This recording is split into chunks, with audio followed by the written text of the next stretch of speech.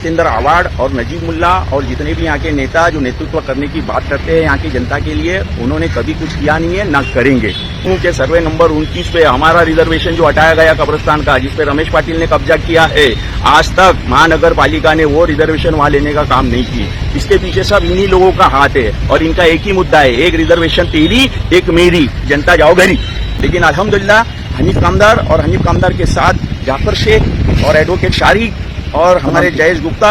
और दीगर जितने भी लोग हैं, हमारी ये कोशिश चालू है कि शहर के लोगों के लिए उनका रिजर्वेशन मिले।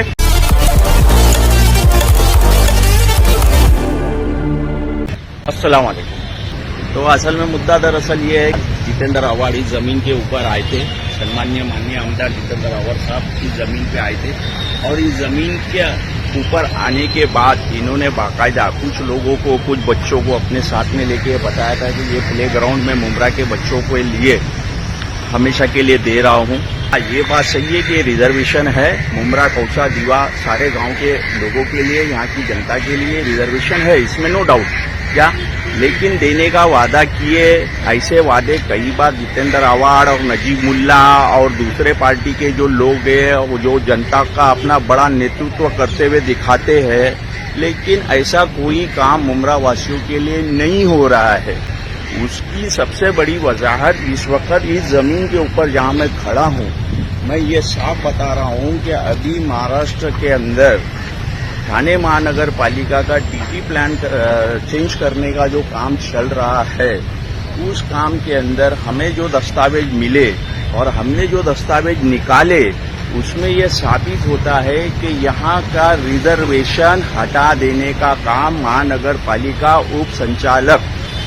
नगर विकास योजना घटक ये विभाग की तरफ से किया जा रहा है। तो ये जितेंद्र आवाड़ और नजीब मुल्ला और जितने भी यहाँ के नेता जो नेतृत्व करने की बात करते हैं यहाँ की जनता के लिए, उन्होंने कभी कुछ किया नहीं है, ना करेंगे। लेकिन मालूमात के लिए बता दूं कि भाई ये रिजर्वेशन अब अचानक से हटाने का काम किया जा रहा है। इससे ये साबित होता है कि यहाँ के